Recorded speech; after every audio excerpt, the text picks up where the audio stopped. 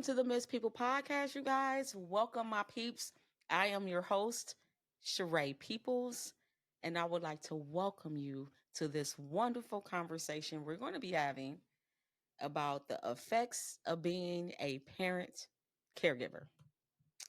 The effects, baby, the effects of being a parent caregiver is so real. It is so real. The depression is real. The change of lifestyle is real. And don't let me get into the social life, and the social aspect is also real. Okay? Because it changes. Your lifestyle changes. When you're a parent caregiver, it is no longer just the overall parenting of the child. You have extra things that go into this thing called parenting. Okay. So, of course, we have to nurture our children. We want to show them love. We want to give them safety and provide and all these wonderful things. But on top of it, when you have a child, a special child or a special adult that you're caring for that requires a whole lot from you mentally, physically, emotionally, financially. It's a lot that goes into being a parent caregiver, okay?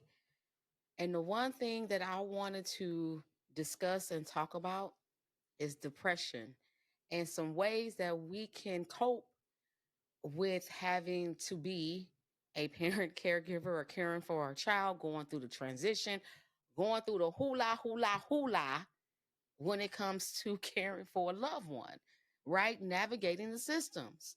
You got to navigate the healthcare system. If you're dealing with a child, you got to navigate the educational system. And you have to create this overall world that is somewhat normal or you're normal for your loved one, the one that you're caring for, the one that you want to see play basketball or football, and it may not be in the way that you want it to, but it's the way that they can, right? But coping with that, what that look like, because depression and the overall lifestyle can be rough. It can be very rough. And I know going through it with my own self, dealing with my depression, not even realizing I was depressed in the first place.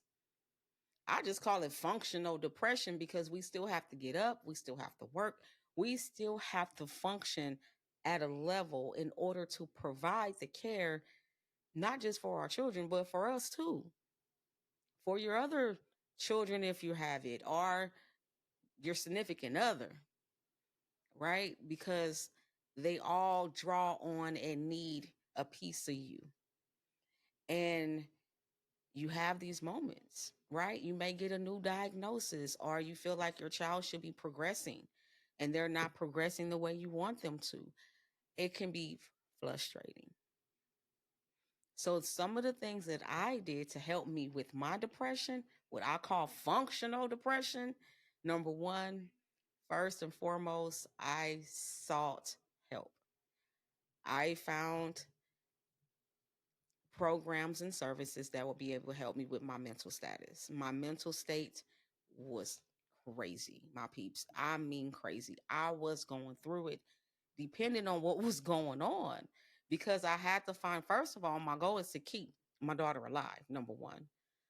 And that is a everyday ongoing process, right? Not on top of trying to maintain my job, trying to maintain a normal life for myself and try to maintain a life for my child, right? So as I was going through some of these programs and services, that helped me. But I also started to journal.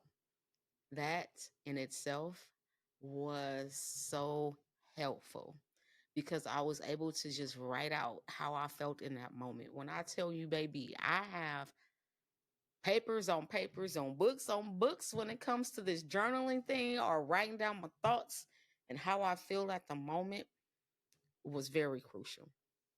I couldn't tell you how important it was for me to know how I felt in a certain moment so I can be able to find ways to cope with it. And that was my goal, was finding good, healthy ways to cope what was going on during that time when it comes to my depression, when it comes with understanding my child's illness and things that I can do to help her, but also to help me. Another thing that I did to help me with my depression was listening to music. Listening to music was, I want to say, my number one go to, even before journaling.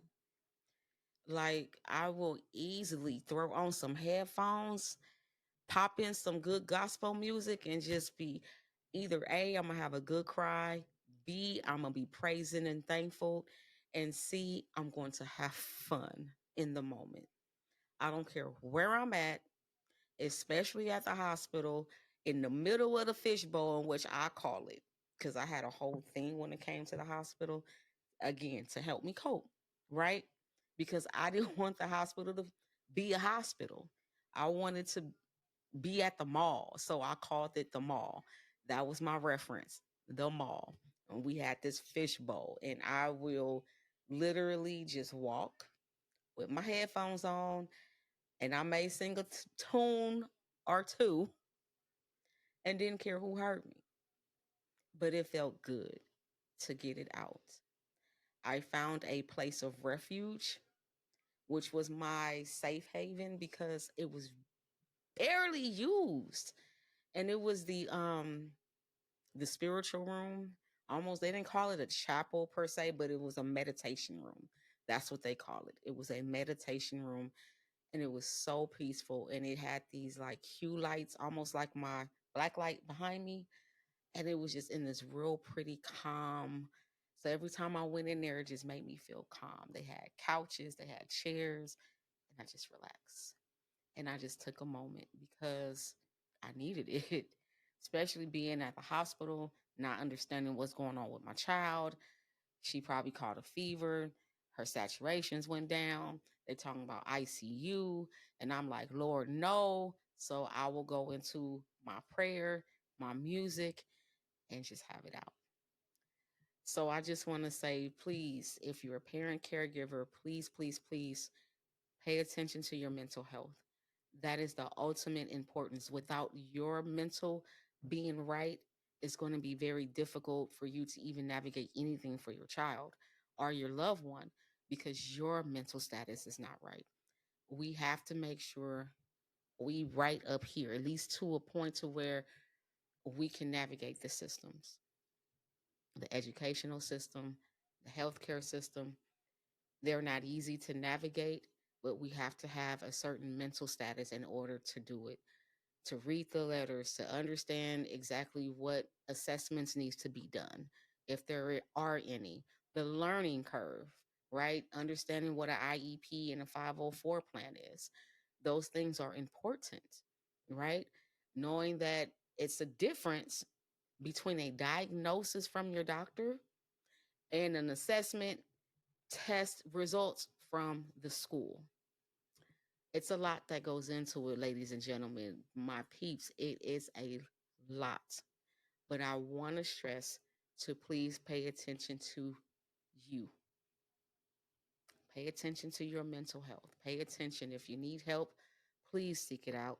Talk to your doctor, talk to your friends, find a way to decompress because we take in so much and we have to find good, healthy ways to release that. We have to. We don't want to lash it out on the kid. We don't want to lash it out on ourselves or other loved ones who's trying to help. It's just the fact that we become so overwhelmed, right? And we be trying to find ways that we can do it all. We wear this superhuman cape that sometimes doesn't exist, and we need the help. And sometimes it's just being able to talk to people. I have really no family when I was at the hospital. Strangers was my thing.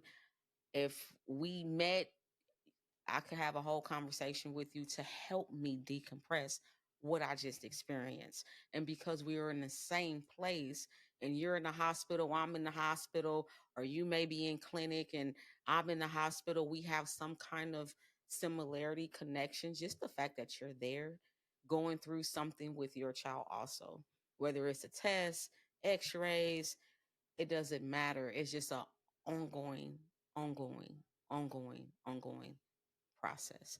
So please pay attention to your mental health.